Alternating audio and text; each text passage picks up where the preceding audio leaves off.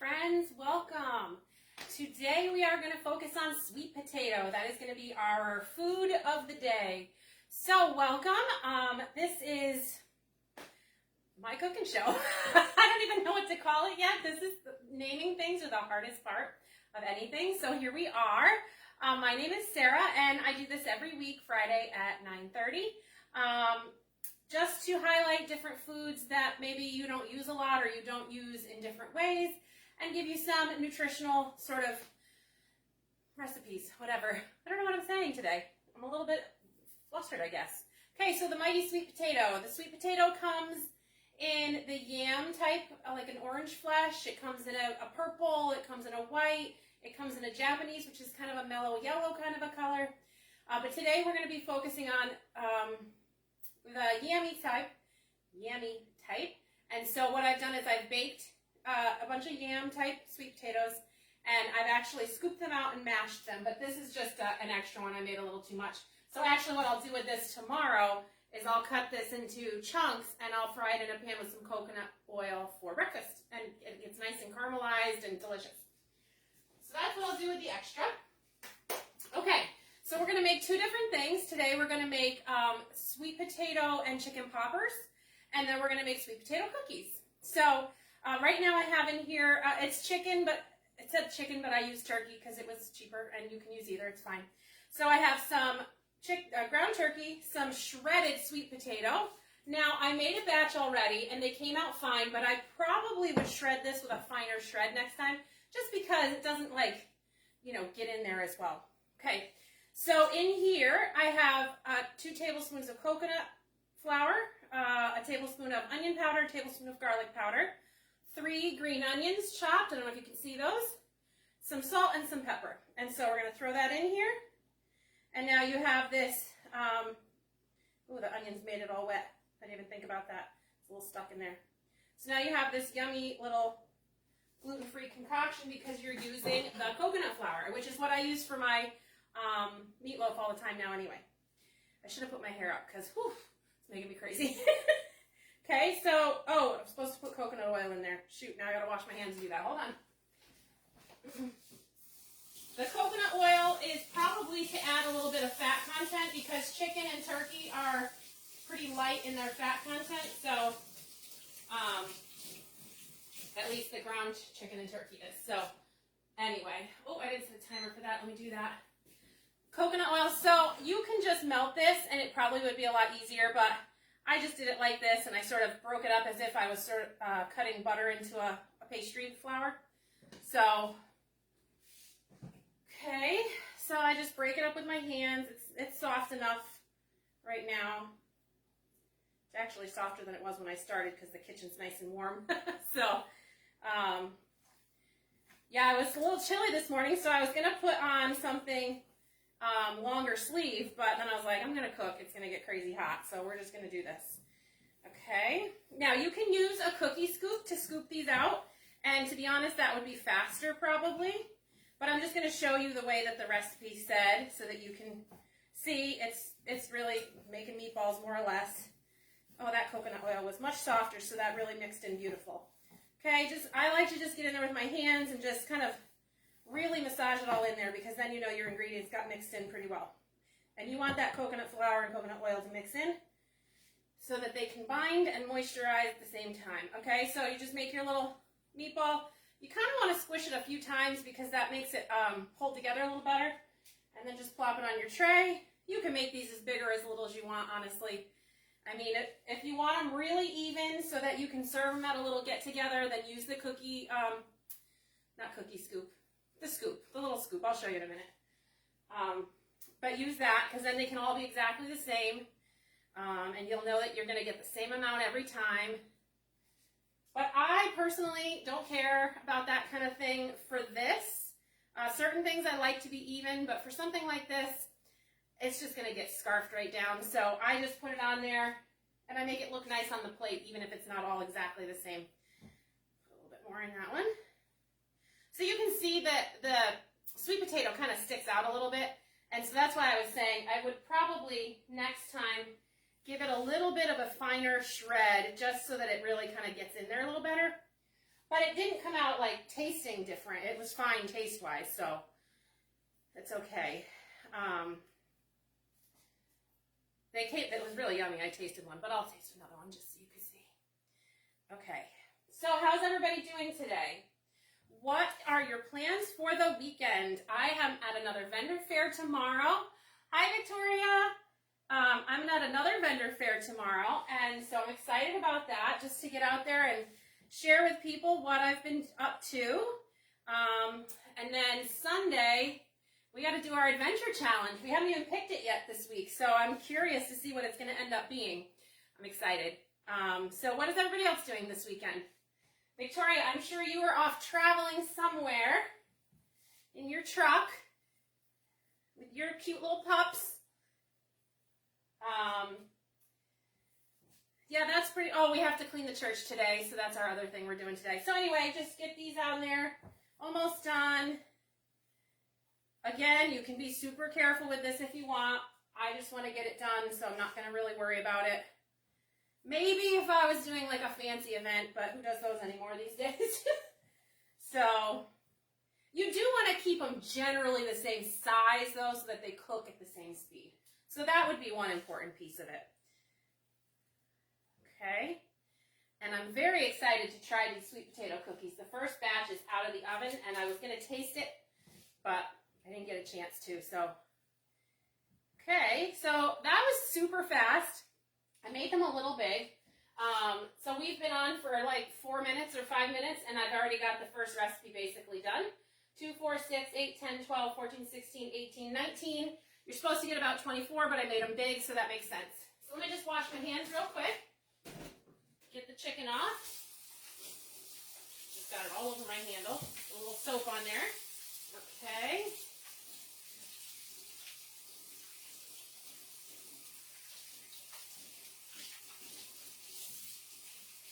All right. Now on to our cookies. Let me throw these in a 400-degree oven. And they cook for about 25 to 28 minutes. All right.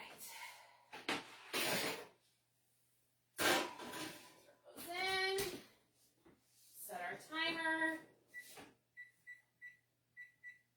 You just want to make sure they're done because they are turkey. But here's what the finished product looks like. I have half of one here that I'm going to try again. Who's there? Hi, Kim. Yeah, it's really nice. You could serve it. I don't think it even needs a sauce, to be quite honest with you, because it's kind of got a sweetness to it and a savory aspect. And it's really moist. I don't think you need a sauce, but you could serve it with a sauce, maybe a barbecue, maybe a ranch type of sauce, and that would be yummy. And actually, it almost tastes like a teriyaki would be nice with it as well. So I'm thinking, you know, you make those meatballs, well, people make those meatballs in the crock pot with like jelly and something. I don't know what else goes with that because I think it's gross, but people really like that, and these meatballs taste like they would be really good in something like that. So if you made like a sugar-free grape jelly at home and then kind of cooked these in that, might be nice. So let me put this aside. All right, cookie time. All right, so I already made one batch. That's why my beaters are all. Let me just go through real quick. So the first thing is I used the maple syrup from Parkside Ranch in Canada. And if you don't know about it, it's a great camp for Christian. It's a Christian camp for kids to go. They have horses, they have a lake, they have all kinds of things. Anyway, it's a really awesome camp. Can't go there at the moment because the borders are closed. But when they open back up, this is a great place to send your kids from what everybody I know that's gone has said. This did call for maple sugar or coconut sugar, but I already had this Lakanto monk fruit sweetener with erythritol. So basically it's just erythritol and monk fruit extract. That's all that's in here. So there's no extra grossness in here. And it's 0 glycemic index, 0 calories, you know, gluten-free, the whole thing.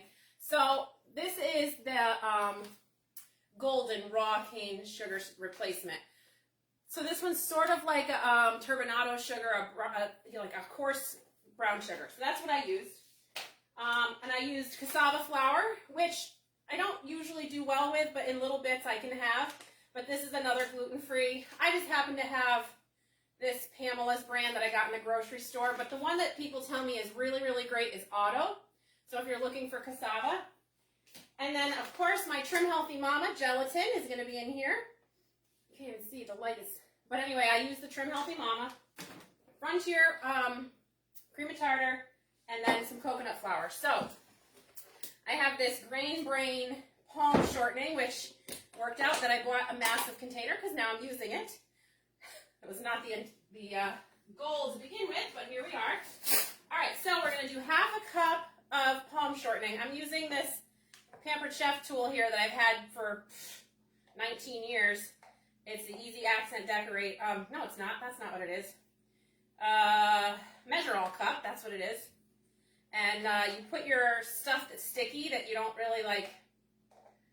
It's hard to get out of the measuring cup and stuff. And you fill it up, and then you just push it, and it scrapes the sides. Pretty awesome. So I don't sell Pampered Chef, but if you need someone, I know someone. But yeah, it's a really great tool. And then we have, let's do that again, because we need a half a cup of, so the sweet potato mash, it's just sweet potatoes baked, and then I took it out of the skin and mashed it. That's it. We need a half a cup of that. Okay, do the same thing. I was going to make tortillas, but I knew that this was going to take too long. But the tortillas are made with the sweet potato as well. So I may still try to make those today, but I didn't want to keep you guys forever. We got 2 tablespoons of maple. Put that in. And then you're supposed to use vanilla powder because on AIP you're not supposed to have alcohol, vanilla extract. So, but that's what I have. So that's what I'm putting in there. Let's get this out of here. Well, I don't like to waste. Let's scrape it off first. Okay, so then we take our hand mixer. You can use your, you know what really helps when you're using a mixer? It really makes a great tip. You just plug it in. You just plug it in, and it just works great. It works so much better that way. I'm like, why isn't this thing working? Okay. So we're just going to mix it together. I did this in a smaller bowl before, and it was splattering everywhere. So we're going to do it in a bigger bowl. All right. And if you had any extra chunks of sweet potato that didn't quite mix up right, this will take care of that. So all of those ingredients I told you about, I put already in this mixer. I did add some cinnamon this time because I feel like that's going to taste good. So we'll be able to taste it one way or the other. I just feel like that's going to be yummy. So when you're using like arrowroot and things like that, it's very powdered sugary, if you know what I mean by that, like a cloud. So you got to kind of go slow when you're mixing those things in because they puff like a cloud and it is crazy everywhere. So I'm just sort of mashing it in a little bit first before I totally mix it. Okay, that should be better. It's still, like you can still, I don't know if you can see it on the camera, but it's still a cloud puffing everywhere. Very much like powdered sugar. So it's a little bit crumbly when you're first starting to mix it. And it doesn't seem like it'll work, but it does work. I'm just going up the side to make sure I get all the stuff off the side. That's what you're hearing. Okay. And now it's starting to come together, and it's actually starting to stick to the beater and get hard to mix. So I'm just going to stop there because it's ready to go. And I'm just going to, swoosh it out of there. Swoosh it. It's a technical term. Okay. And then we're just going to bake these off. I use the scoop all the time for my cookies, and it makes it so much faster than trying to spoon it out and make it even and scrape the spoons off. Okay, I just want to grab this spoon and sort of bring it all together. Good. Good, good, good. Because there was a little bit of dry underneath that I got in there now. And you can see it's nice like a cookie dough now. Okay? There's little chunks of the sweet potato still in there. I'm not worried about that. It'll be fine. Okay? So, I think I need to wash my hands again. All right.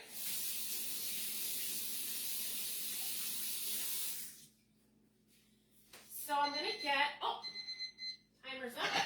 I'm going to get a tray, what is this thing called? A plate. We're going to get a plate.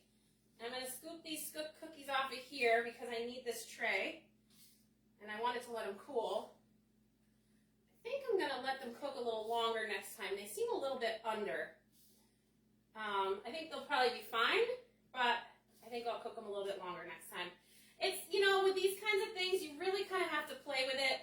And when you're using things like starches, like tapioca or arrowroot, the texture is a little bit gummy when you first get started.